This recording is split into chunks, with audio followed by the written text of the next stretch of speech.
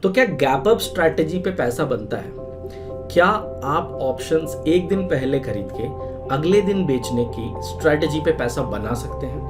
और अगर हाँ, तो ये सब कैसे होता है और क्या मैंने ये किया है? इस वीडियो में हम उन्हीं सब चीज़ों के बारे में बात करेंगे और अगर आप लास्ट तक इस वीडियो में बने रहे तो आपको ये समझ आएगा कि क्यों ये स्ट्रैटेजी बेहतर है अगर आप कोई कम कैपिटल के साथ काम कर रहे हैं और ये आपको कैसे एक बहुत बड़ा ग्रोथ दे सकती है। क्योंकि आज मुझे सिर्फ और सिर्फ इस स्ट्रैटेजी ने एक सिंगल ट्रेड में 600% से ज़्यादा का रिटर्न दिया है और आज मैंने अपने लाइफ का सबसे बड़ा सिंगल ट्रेड प्रॉफिट, मैं सिंगल डे प्रॉफिट नहीं बता रहा हूँ, मैं सिंगल ट्रेड प्रॉफिट जो कि 3,28,000 रुपीज़ का था वो मैंने किया है।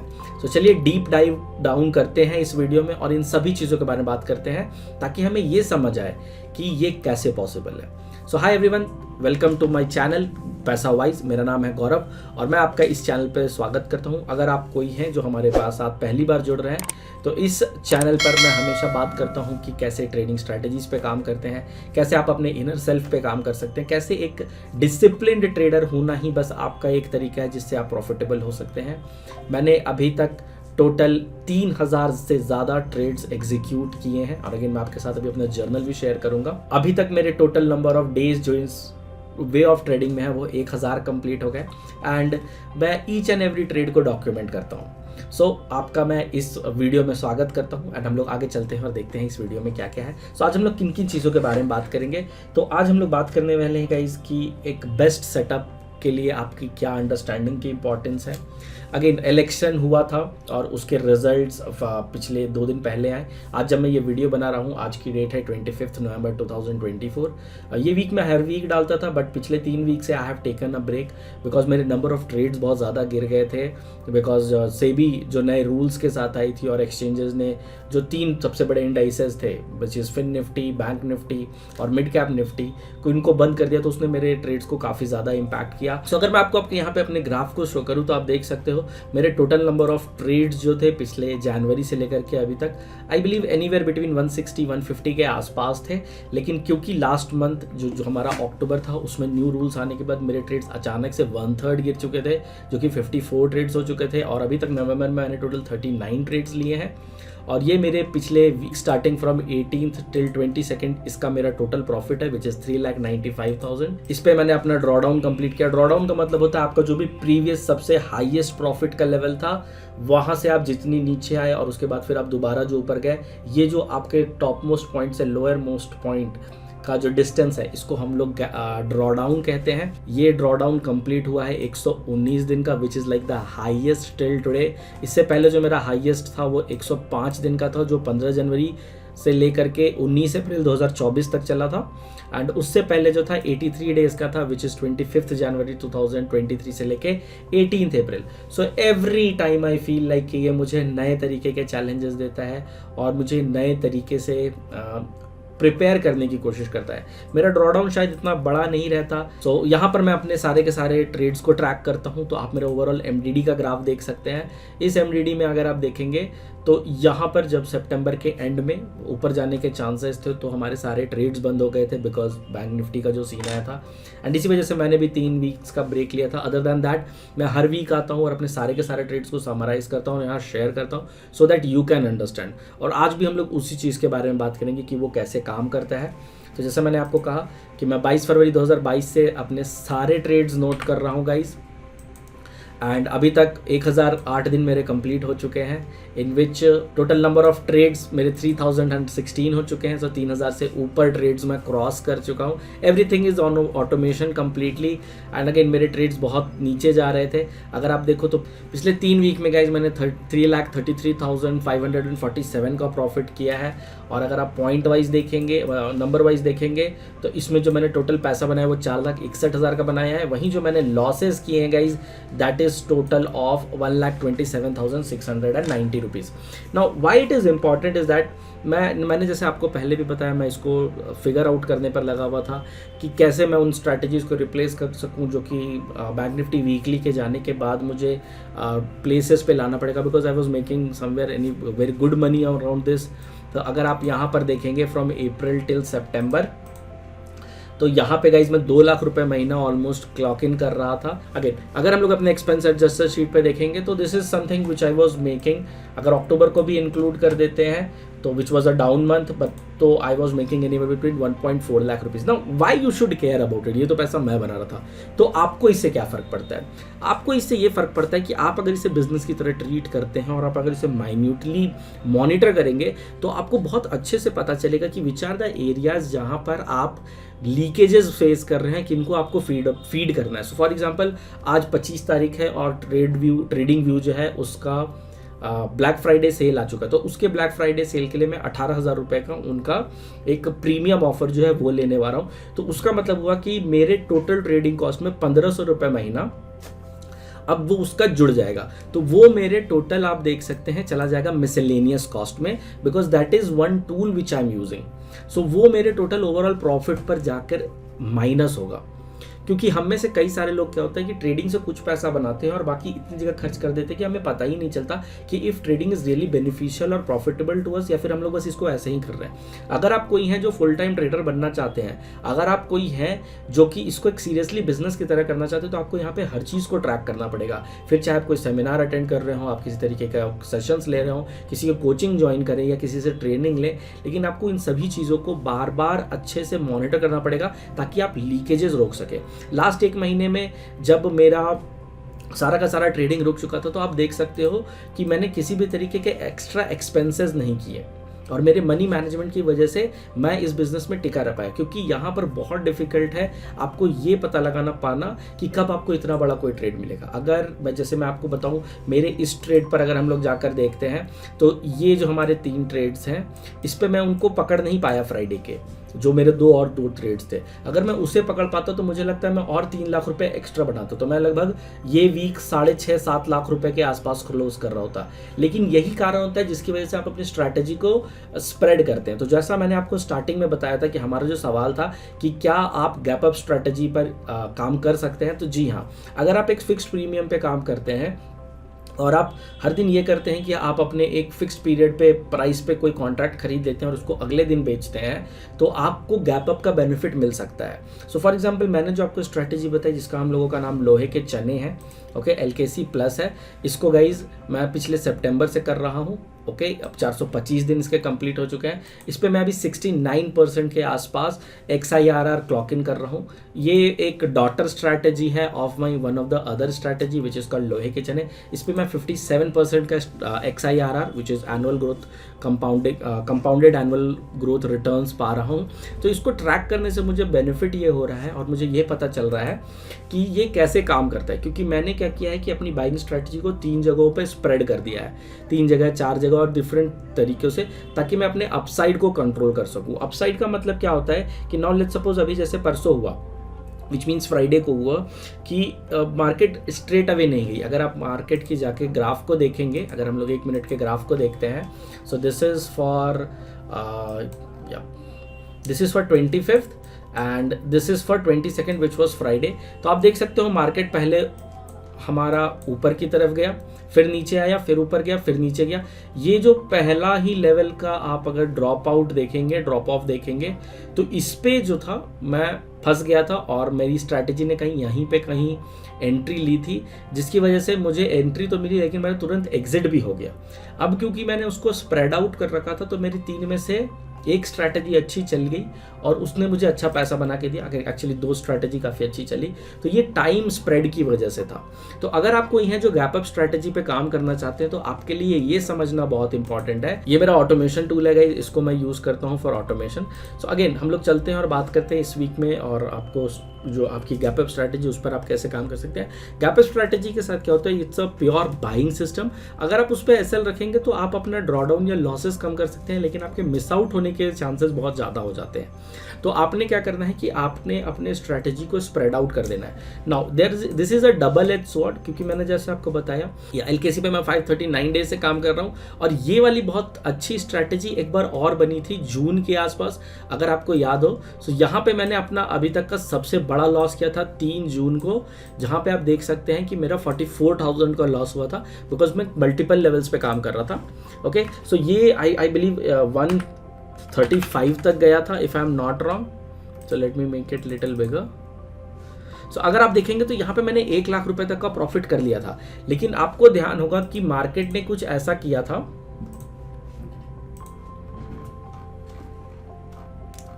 तो यहाँ आप देख सकते हैं, ये रहा हमारा 4 जून का ग्राफ, 3 जून का। तो मार्केट ने गैप अप ओपन लिया था और अच्छी पोजीशन बनाई, लेकिन फिर मार्केट ने एक बड़ा सा गैप डाउन दिया था और उसके बाद बहुत बड़ी फॉल आई थी, जिसकी वजह से यहाँ पर मैं पिट गया था। अगर 135 पे मैं निकला होता तो this would have been a profitable day, और आज जैसे मैं 391 पर निकला हूँ तो this would have been a very very good day और वेरी बिग डे, लेकिन ऐसा हुआ नहीं।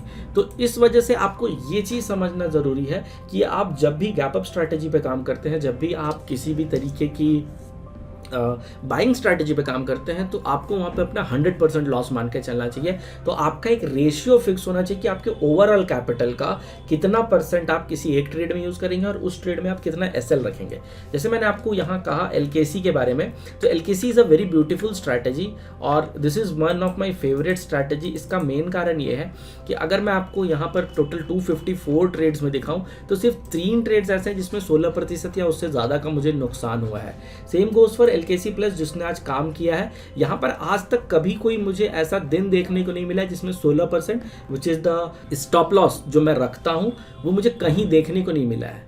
सो इसका मतलब ये कि मैं बहुत अच्छे से कंटेन कर पाता हूँ अपने स्टॉप लॉसेस को, अपने लॉसेस को। इसलिए हेल्प करता है एक ऑटोमेशन टूल या फिर एक टूल जो कि आपको आपके एग्जीक्यूशन में हेल्प करे। अगेन अगर मैं किसी स्ट्रैटेजी से बाहर निकल जाता हूं तो मैं उस पर दोबारा एंट्री करने की कोशिश नहीं करता हूं। So this also solves the problem of over trading for me. कई सारे लोगों का मुझे कॉल आता है दे से कि सर मैंने सुबह 2-2.5 हज़ार का प्रॉफिट किया था, लेकिन आई सॉ एन अपॉर्चुनिटी, उसके बाद मैंने दोबारा जंप इन किया तो पहले जो 2,000 कमाए थे वो तो गया ही, साथ में सर 5-7 हज़ार और चला गया, मैंने अपना अकाउंट भी वाइप अप कर लिया। तो एज अ ट्रेडर आपको समझना बहुत ज़रूरी है कि आपने कितना प्रॉफिट सुबह किया था दैट डजेंट मैटर, आपने कितना लॉस सेकेंड हाफ में किया था दैट डजेंट मैटर।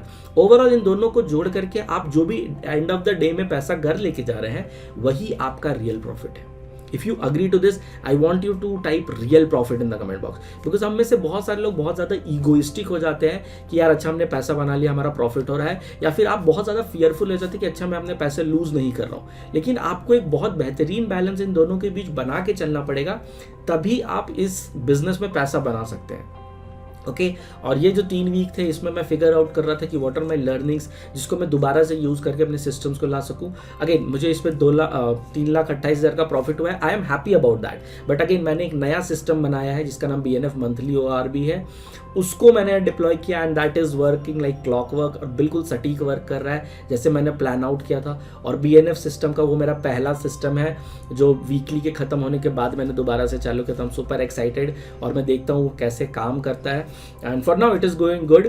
मुझे अभी इसको स्केलिंग पे काम करना है बिकॉज डिप्लॉयमेंट और एग्जीक्यूशन मैंने डिज़ाइन कर लिया है, लेकिन अभी उसकी स्केलिंग बाकी है तो मैं उस पर काम कर रहा हूँ। अगर आप में से कोई भी इंटरेस्टेड है इसके बारे में और भी जानने के लिए तो you can go to systems.in/VIP।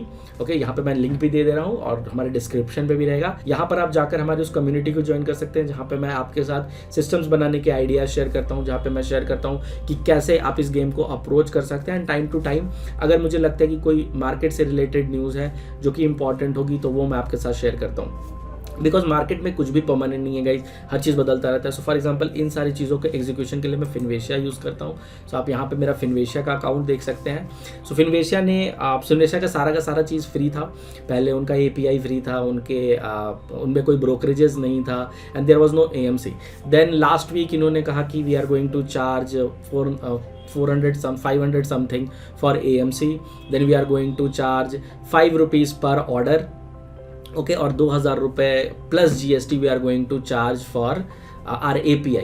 Then इन्होंने रोल, तो मैंने सोचा था मैं इसके ऊपर वीडियो बनाऊंगा एंड ऑल, बट अगेन 4-5 दिनों के अंदर इन्होंने रोल बैक कर लिया। उन्होंने कहा कि नहीं we are just going to give away API cost और AMC चार्जेस, हम लोग उसको फ्री कर रहे हैं, लेकिन we are going to charge for this thing your brokerages. तो इसके लिए मैं आपके साथ एक स्टोरी शेयर करना चाहता हूँ, ठीक है। And this is a very interesting story, हमारे कम्युनिटी में एक सर है उन्होंने शेयर किया था।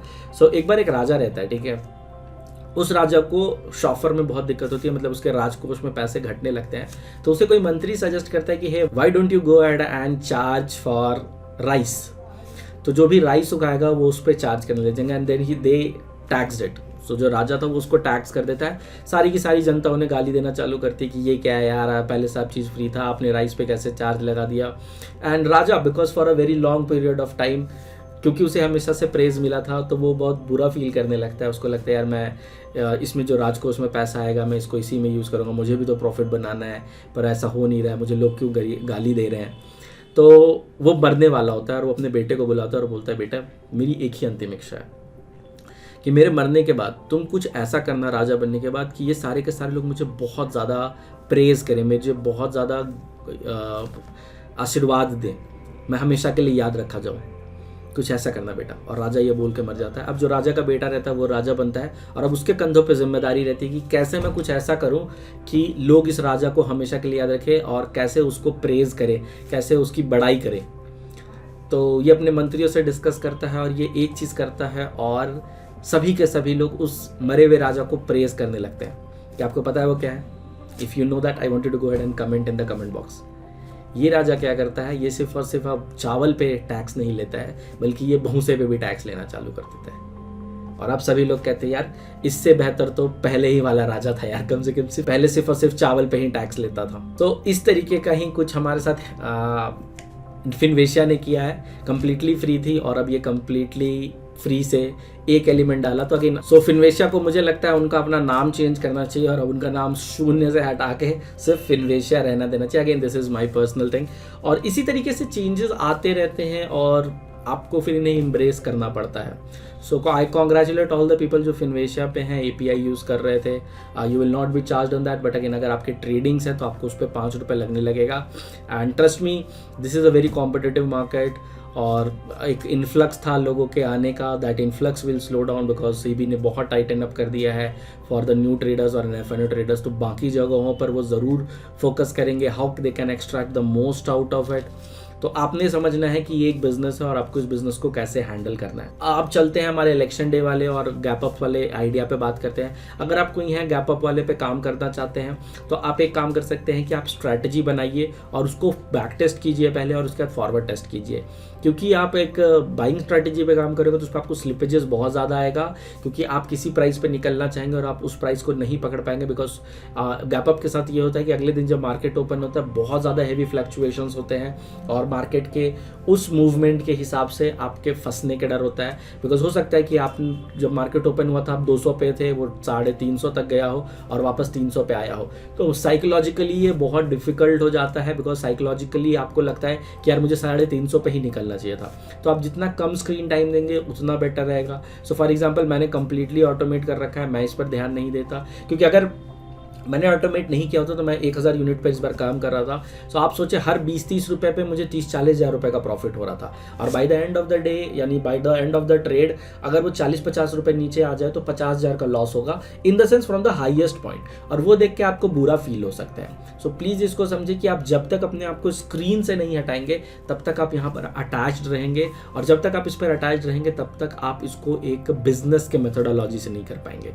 टाइम बेस्ड ट्रेडिंग होती है, then stop loss based trading होती है। आपको समझना पड़ेगा कि आपका स्टाइल कौन सा है और आप किसको पिक करते हैं। सो अगर मैं डेटा वाइज देखूं तो ये मेरा 16th प्रॉफिट है गाइस, जो 1 लाख से ज़्यादा का है and I am super happy about it. अच्छी बात यह है कि पिछले 1.5 महीने से जो मैंने ट्रेडिंग नहीं, मतलब 1 महीने से 1.5 महीने से जो मैं ट्रेडिंग नहीं कर रहा था फ्रॉम अक्टूबर स्टार्ट, अगर मैं इस वाले डेट को हटा देता हूँ which is your 4th October, alright, तो मेरा जो मिनिमम लॉस रहा है which is the maximum loss जो मेरा रहा है वो 11,000 का ही रहा है on my overall capital of almost 49 lakh rupees. तो इस वजह से इस तरीके से मैंने अपने पूरे के पूरे कैपिटल के लॉसेस को बहुत ज़्यादा कंट्रोल किया है। तो आप देख सकते हैं हमेशा आपका टारगेट ये रहना चाहिए कि कैसे मैं लॉसेस को कम रखूँ और प्रॉफिट को कैसे मैं मैक्सिमाइज कर सकता हूँ।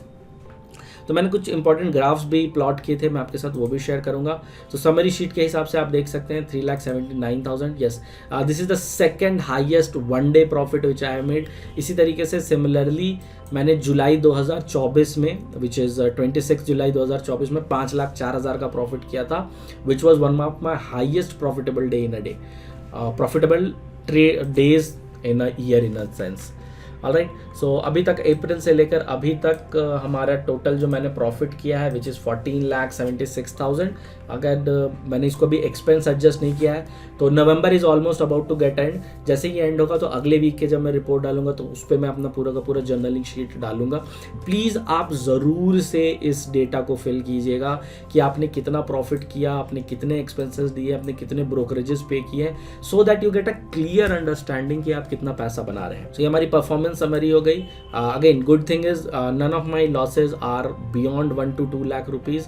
2 लाख से ऊपर का मेरा अभी तक किसी पे लॉस नहीं लगा। अगेन मेरे नंबर ऑफ लॉट्स भी उतने ज़्यादा भी नहीं है, 40-50 के आसपास में काम करो तो वो उतना ज़्यादा नहीं जा रहा है।